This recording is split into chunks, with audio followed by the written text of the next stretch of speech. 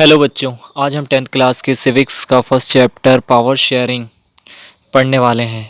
इसमें हम चैप्टर में पढ़ेंगे कि डेमोक्रेसी के अंदर पावर को किस तरीके से डिवाइड किया जाता है, पावर शेयरिंग क्यों इम्पोर्टेंट है, अगर पावर शेयरिंग नहीं की जाएगी तो क्या क्या प्रॉब्लम्स फेस करनी पड़ेंगी। एमपी बोर्ड में ये चैप्टर 5 to 6 मार्क्स कैरी करता है और इस चैप्टर को हम बहुत ही इंटरेस्टिंग वे में स्टार्ट करेंगे। तो चलिए शुरू करते हैं एग्जाम्पल से। पहली स्टोरी है बेल्जियम और दूसरी स्टोरी है श्रीलंका से। तो पहली स्टोरी हम पढ़ते हैं बेल्जियम से। बेल्जियम एक छोटी सी कंट्री है जो कि फ्रांस में है। बेल्जियम अपनी बॉर्डर्स फ्रांस, नीदरलैंड और जर्मनी के साथ में शेयर करता है। अगर हम इसके एरिया की बात करें तो इसका एरिया हमारे इंडिया के हरियाणा स्टेट्स के बराबर है।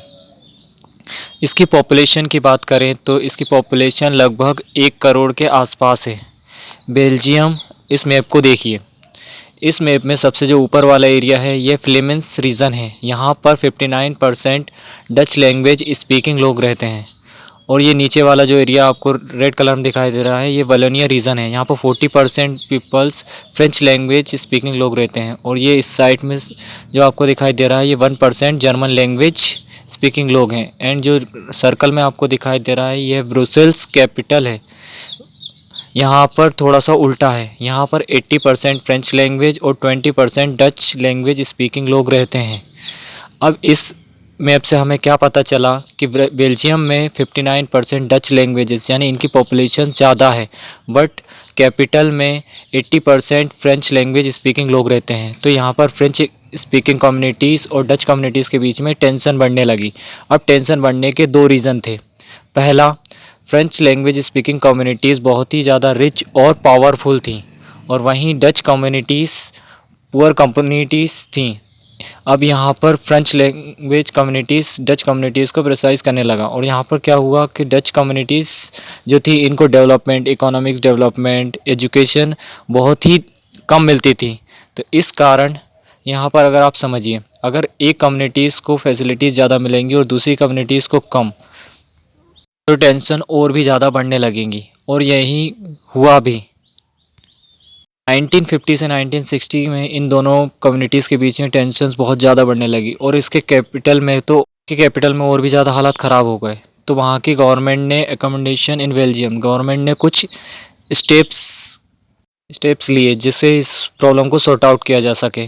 तो वहाँ की गवर्नमेंट 1970 से 1993 में अपने कॉन्स्टिट्यूशंस में कुछ 4 टाइम्स चेंजेस किए। जिस चेंजेस में चेंज इन बेल्जियम कॉन्स्टिट्यूशन, इसमें देखिए 1970 से 1993 में क्या 5 चेंजेस किए गए। जिसमें पहला चेंज था कि फ्रेंच स्पीकिंग कम्युनिटीज़ और डच कम्युनिटीज़ दोनों के equally ministers government, central government में रहेंगे। सेकंड चेंज था कि जो भी अगर गवर्नमेंट रूल्स बनाएगी तो दोनों कम्युनिटीज़ का इक्वल पार्टिसिपेशन रहेगा। थर्ड ये था कि सेंट्रल गवर्नमेंट की कुछ पावर स्टेट गवर्नमेंट को दे दी गई। फोर्थ चेंज ये था कि ब्रुसेल्स जो बेल्जियम की कैपिटल है वहाँ पर डच और फ्रेंच कम्युनिटीज़ के इक्वली रिप्रेजेंटेटिव रहेंगे। और फिफ्थ, जिसमें एक अलग ही गवर्नमेंट परफॉर्म की गई जिसका नाम कम्युनिटी गवर्नमेंट रखा गया। इन चेंजेस के बाद हमें पता चलता है कि बेल्जियम के अंदर 3 टाइप्स की गवर्नमेंट परफॉर्म होती है, central government, state government and community government. ये डिसीज़न इतना अच्छा था कि दोनों कम्युनिटीज़, डच कम्युनिटीज़ और बेल्जियम फ्रेंच कम्युनिटीज़ में शांति बनी रही। चलिए अच्छे गवर्नमेंट स्टेट सेंटर को देखकर बेल्जियम की कैपिटल ब्रुसेल्स को यूरोपियन यूनियन का हेडक्वार्टर चुना जाता है। तो ये थी बेल्जियम की हैप्पी एंडिंग स्टोरी। अब चलिए शुरू करते हैं, हमारी नेक्स्ट स्टोरी की ओर चलते हैं जो कि है श्रीलंका। तो ये है श्रीलंका। ये श्रीलंका का मैप है जो कि आइसलैंड नेशन है। ये चारों तरफ से पानी से घिरा हुआ है। अगर हम इसकी बात करें पॉपुलेशन की तो ये हमारे इंडिया के हरियाणा के स्टेट के बराबर लगभग 2 करोड़ पॉपुलेशन है। इसकी कैपिटल कोलंबो है। चलिए बात कर लेते हैं इसके थिक कॉम्पोजिशन ऑफ श्रीलंका, यानी यहाँ पर किस प्रकार के लोग रहते हैं। तो चलिए शुरू करते हैं। 74% यहाँ पर सिंहाला स्पीकर्स पीपल्स रहते हैं एंड 80% तमिल स्पीकर्स पीपल्स रहते हैं। अब यहाँ पर तमिल जो स्पीकर्स हैं ये 2 ग्रुप्स में बटे हुए हैं। पहला तमिल नेटिव फॉर श्रीलंका जो कि वहीं के प्रॉपर निवासी हैं जो, एंड दूसरे इंडियन तमिल्स जो कि इंडिया में रहते थे बट श्रीलंका में माइग्रेट हो गए हैं जो कि टी वर्कर्स के रूप में। एंड 7% जो पीपल्स हैं वो कि क्रिश्चियन हैं, जो कि सिन्हाला तमिल स्पीकर्स हैं, जो कि दोनों लैंग्वेज बोल सकते हैं। अब यहाँ पर जो सिन्हाला स्पीकर्स पीपल्स हैं वो बुद्धिज़्म को सपोर्ट करते हैं, और जो तमिल स्पीकर्स हैं वो हिंदू और मुस्लिम हैं। मेजोरिटिज्म इन श्रीलंका, तो यहाँ पर मेजोरिटी जो है वो है सिंघाला स्पीकर्स पीपल्स की। तो यहाँ पर श्रीलंका गवर्नमेंट ने क्या किया कि यहाँ पर श्रीलंका गवर्नमेंट सिंघाला जो पीपल्स थे उनके फेवर में रूल्स बनाने लगी। तो यहाँ पर श्रीलंका गवर्नमेंट ने 1956 में एक एक्ट पास किया जिसमें सिंघाला लैंग्वेज को तमिल की ऑफिशियल लैंग्वेज घोषित कर दिया। और सेकेंड, द यहाँ पर गवर्नमेंट में हर पॉलिसी इसमें सिंघाला लैंग्वेज स्पीकर्स पीपल्स को सपोर्ट करने लगी। तो यहाँ पर देखिए, अगर आप सिंघाला स्पीकर्स हैं तो आपको गवर्नमेंट में जॉब मिलेगी, और अगर तमिल स्पीकर्स हैं तो आप उसमें जॉब नहीं मिलेगी। यहाँ पर न्यू कॉन्स्टिट्यूशन में एक और चेंज किया गया है। यहाँ पर फर्स्ट बुद्धिज्म रिलीजन को सपोर्ट करने लगी श्रीलंकाई गवर्नमेंट। इससे बाकी रिलीजन्स को इग्नोर करने लगी श्रीलंकाई गवर्नमेंट। तीनों पॉइंट्स को देखकर हमें यह तो पता चल गया कि श्रीलंका की जो गवर्नमेंट थी वो सिंघालास को लैंग्वेज, कल्चर और रिलीजन के बेस पर प्रोटेक्ट कर रही थी, और वहीं पर जो तमिल स्पीकर्स पीपल्स थे उनके साथ में डिस्क्रिमिनेशन हो रहा था। उनको हर चीज़ में गवर्नमेंट की तरफ से कोई भी सपोर्ट नहीं दिया जाता रहा था, और उनको ये भी लगने लगा कि उनकी लैंग्वेज और कल्चर को किसी को कोई भी परवाह नहीं है। That the government and constitution not protect your fundamental rights. उनको लगने लगा कि उनके साथ में ये उनके फंडामेंटल राइट्स के साथ में खिलवाड़ है, क्योंकि यहाँ पर दोनों को इक्वली नहीं देखा जा रहा था। तो यहाँ पर तमिल जो स्पीकर्स लोग थे उन्होंने स्टेप्स लेना शुरू कर दिया। तो उन्होंने अपनी खुद की पॉलिटिकल पार्टीज बनाना शुरू कर दिया, और डिमांड्स ऑफ तमिल स्पीकर्स, यहाँ पर अपनी डिमांड्स को गवर्नमेंट के सामने रखने लगे। तमिल स्पीकर्स थे उन्होंने 3 डिमांड्स रखी। पहली डिमांड्स, उनकी जो लैंग्वेज है उसको भी ऑफिशियल लैंग्वेज बनाई जाए। दूसरी, उन्हें एक सेपरेट गवर्नमेंट फॉर्म करने के अधिकार दिया जाए। एंड थर्ड, सिन्हालास की तरह उन्हें भी इक्वल अपॉर्चुनिटी मिलनी चाहिए। लेकिन श्रीलंकाई गवर्नमेंट ने इसको नकार दिया और इस सभी पर ध्यान ही नहीं दिया। तमिल ये भी चाहते थे कि उन्हें एक अलग सेपरेट कंट्री बना दी जाए, लेकिन श्रीलंका गवर्नमेंट ने उसे को भी नकार दिया। तो इसका इफ़ेक्ट ये हुआ कि वहाँ पर सिविल वॉर स्टार्ट हो गया, और वहाँ पर कई कम्युनिटीज़ बन गई, जिसका रिजल्ट ये रहा कि थाउजेंड्स ऑफ पीपल्स वहाँ पर किल कर दिए गए, मार दिए गए, सोशल, कल्चर एंड इकोनॉमिक्स के बेस पर। तो ये थी श्रीलंका की कहानी। आई होप आप बेल्जियम और श्रीलंका की स्टोरी से समझ चुके होंगे कि हमारे जो बेल्जियम एंड श्रीलंका में क्या क्या प्रॉब्लम्स फेस की, और बेल्जियम ने किस प्रकार उस प्रॉब्लम को सॉर्ट आउट किया और कि हैप्पी तरीके से रहने लगा, और वहीं श्रीलंका ने अपनी सिंघाला लैंग्वेज को लेकर किस तरीके से रिएक्ट किया और वहाँ पर सिविल वॉर स्टार्ट हो गया। तो बेल्जियम हमारा एग्जाम्पल है पावर शेयरिंग का, और वहीं दूसरी ओर श्रीलंका ने अपनी पावर शेयरिंग नहीं की, इसलिए उसे सिविल वॉर जैसी प्रॉब्लम्स को फेस करना पड़ा।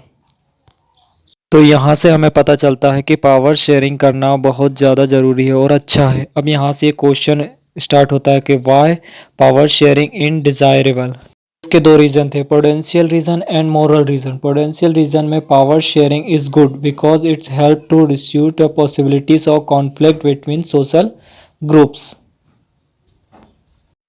इससे ये पता चलता है कि पावर शेयरिंग करना अच्छा है, जिससे 2 ग्रुप्स के बीच में कॉन्फ्लिक्ट होने के चांसेस कम होते हैं और लड़ाई होने के चांसेस कम होते हैं।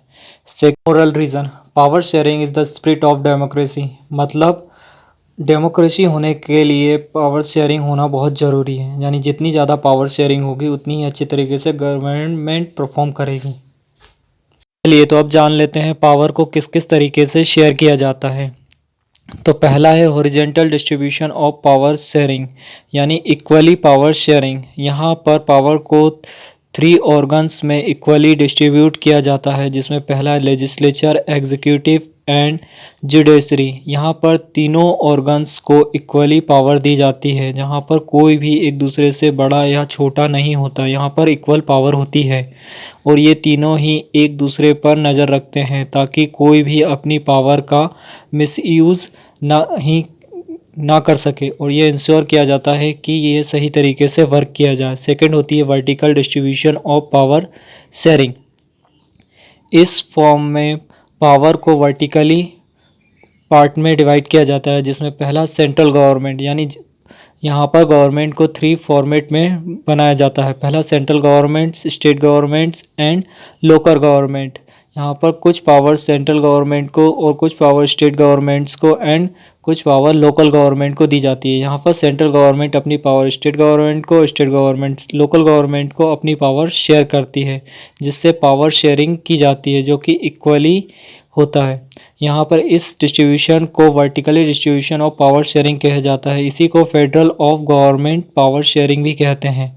Power sharing among the different social groups. Power में also be shared among the different groups such as the example region and legislative groups, जैसे कम्युनिटीज गवर्नमेंट इन बेल्जियम। जैसे बेल्जियम के अंदर 2 टाइप्स की कम्युनिटीज़ थी, उनके आपस में पावर को शेयर किया गया। जब कॉन्स्टिट्यूशन इन इंडिया, जैसे कॉन्स्टिट्यूशंस के अंदर इंडिया में SC ST एंड OBC जो कम्युनिटीज़ हैं उनको प्रोटेक्ट करने के लिए, इनकी कम्युनिटीज़ को प्रोटेक्ट करने के लिए और इनके डेवलपमेंट के लिए रिजर्वेशन दिया गया है, जिससे ये कम्युनिटीज़ भी प्रॉपर डेवलप्ड हो सकें। थर्ड है power sharing among the different political parties and pressurise group. यहाँ पर पावर को डिफरेंट ग्रुप्स, पॉलिटिकल जो पार्टीज होती हैं एंड जो ग्रुप्स होते हैं उनके साथ में पावर को शेयर किया जाता है। ये क्या करते हैं कि जो पावर्स होती है उसके बिहाफ में गवर्नमेंट पर प्रेशराइज करते हैं, जैसे trade union, student union, business union, ETC etcetera. ये सभी गवर्नमेंट्स पर प्रेशराइज करते हैं अपने वर्क को लेकर, और गवर्नमेंट के वर्क पर नज़र भी रखते हैं। आई होप ये चैप्टर आपको बहुत अच्छी तरीके से समझ आया होगा। मिलते हैं नेक्स्ट वीडियो में। अगर आपको ये वीडियो अच्छी लगी हो तो चैनल को लाइक एंड सब्सक्राइब जरूर करें, ताकि आने वाली वीडियोस आपको ईजिली मिल सकें। Thank you.